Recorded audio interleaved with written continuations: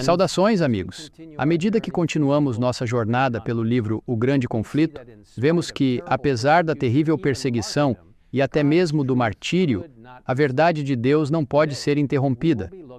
Hoje, veremos a vida de outro jovem que Deus levantou na França.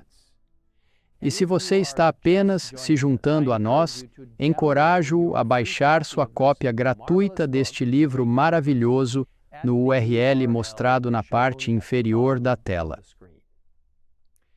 João Calvino era um jovem pensativo e quieto que, como estudante universitário, já dava provas de uma mente poderosa e penetrante. Ele exibiu uma devoção religiosa sincera a Deus e à Igreja Romana. E seus professores esperavam que um dia ele se tornasse um dos mais fortes defensores da Igreja. Quando Calvino ouviu pela primeira vez os ensinamentos da Reforma, ele estremeceu, pensando que os hereges mereciam o fogo que receberam. Mas um dia, ele se deparou com os novos ensinamentos, pois seu próprio primo, Olivetan, havia aceitado a fé protestante. Não há senão duas espécies de religiões no mundo, dizia Olivetan. Uma é a que os homens inventaram, e em todas as quais o homem se salva por cerimônias e boas obras. A outra é a revelada na Escritura Sagrada e ensina o homem a esperar pela salvação unicamente da livre graça de Deus. Enquanto Calvino imediatamente rejeitou esses pensamentos, as sementes que seu primo havia semeado permaneceram em sua mente e ele continuou lutando com elas. Calvino foi condenado pelo pecado em sua própria vida e percebeu que não importa quantas boas obras ele fizesse ou quantas cerimônias ele participasse, nada poderia reconciliar sua alma com Deus. Um dia, enquanto caminhava por uma praça pública, Calvino testemunhou a queima de um herege. Ele ficou maravilhado com a paz que repousava no rosto do mártir. Entre as torturas daquela morte cruel e sob a mais terrível condenação, manifestou uma fé e coragem que o jovem estudante dolorosamente contrastou com o seu próprio desespero e escuridão, embora vivesse em estrita obediência à Igreja. Calvino sabia que os chamados hereges baseavam sua fé na Bíblia e ele estava determinado a estudá-la e descobrir, se pudesse, o segredo de sua alegria.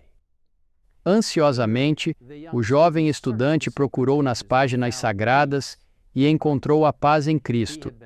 Ele havia sido educado para ser padre, mas agora percebeu que não poderia mais seguir esse caminho. Decidido a dedicar sua vida totalmente ao Evangelho, Calvino deixou Paris. Trabalhou em uma pequena cidade do interior, começando com as pessoas em suas casas.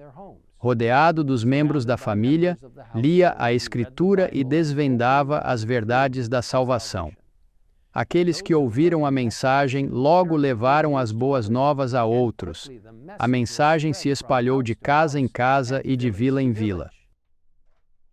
Alguns meses depois, Calvino voltou a Paris, onde continuou indo de casa em casa, abrindo a Bíblia e compartilhando as boas novas da salvação em Cristo. Por fim, porém, as autoridades descobriram o que ele estava fazendo e decidiram torná-lo um mártir. Calvino ficou surpreso um dia quando amigos invadiram seu quarto com a notícia de que policiais estavam a caminho para prendê-lo. Nesse momento, houve uma batida forte na entrada externa da casa onde ele estava hospedado.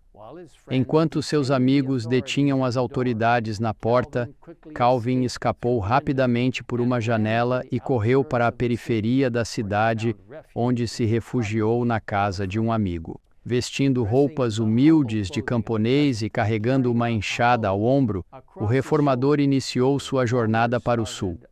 Enquanto a pregação pública não era permitida, uma caverna foi encontrada. E Calvino, junto com pequenos grupos de crentes, se reuniram lá para ler a Bíblia e orar. Foi neste local onde a ceia do Senhor foi celebrada pela primeira vez pelos protestantes da França. E foi desta pequena igreja que vários fiéis evangelistas foram enviados. Eventualmente, Calvino voltou a Paris, mas encontrou quase todas as portas fechadas. Pior ainda, alguns dos reformadores franceses, ansiosos por ver seu país acompanhar a Alemanha e a Suíça, decidiram-se a contra a superstição de Roma, um golpe audaz, que despertaria a nação inteira. Eles conseguiram, mas não da maneira que esperavam. Em uma noite, eles zelosamente colocaram cartazes por toda a França, condenando a missa católica romana. Um desses cartazes foi até preso à porta da câmara privada do rei. Este movimento zeloso, mas imprudente, trouxe a ruína não apenas para aqueles que realizaram este ato, mas para os amigos da Reforma em toda a França. Seguiu-se uma terrível perseguição, com medidas tomadas para prender todos os luteranos em Paris. Uma grande procissão encabeçada por oficiais da igreja e pelo próprio rei percorreu as ruas da cidade, arrastando os crentes de suas casas e torturando-os impiedosamente antes de queimá-los vivos nas praças públicas. O exemplo do que alguns dos crentes reformados fizeram na França naquela noite fatídica deve servir de advertência para nós hoje.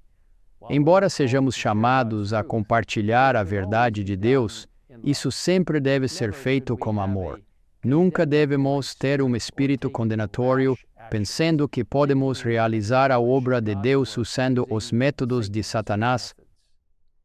Em Zacarias 4:6 nós lemos: "Não por força nem por poder, mas pelo meu espírito, diz o Senhor dos Exércitos." É somente por meio de seu espírito que podemos realizar sua obra. Infelizmente, a reforma na França sofreu muitas perdas, e a supremacia papal foi recuperada, e junto com ela, a temida Inquisição e atrocidades demasiado terríveis para suportar a luz do dia foram repetidas em suas masmorras secretas. O Grande Conflito, página 235. Milhares e milhares foram mortos ou forçados a fugir para outros países. Mas apesar da severa perseguição, a reforma não foi eliminada. Calvino, junto com muitos outros reformadores, fugiu para Genebra, na Suíça, por segurança. Esta cidade tornou-se um refúgio para os perseguidos reformadores de toda a Europa Ocidental, e era de Genebra que saíam publicações e mestres para divulgar as boas novas. Apoiamos esses bravos que arriscaram tudo para compartilhar a verdade da Bíblia com todos que quisessem ouvir. E hoje, Deus está nos chamando para manter essa luz acesa em um mundo onde a escuridão continua a cair. Convido você a orar comigo agora mesmo. Querido Senhor, obrigado por estar com reformadores como João Calvino e outros que ajudaram a manter a Bíblia em primeiro plano, quem foi de porta em porta, que falou de pessoa para pessoa, ajudando as pessoas a conhecerem toda a verdade. Senhor, obrigado por aqueles que permaneceram firmes por Ti, mesmo em face da morte. Agora te pedimos que guies cada um de nós ao entendermos nosso papel nestes últimos dias da história da Terra pouco antes do retorno de Jesus. Nós também devemos defender completamente toda a verdade da Bíblia, proclamá-la e compartilhá-la, mesmo em risco de nossas vidas. Por favor, encoraje-nos e sustente-nos, e obrigado pela palavra de Deus. Em nome de Jesus pedimos. Amém. Amen.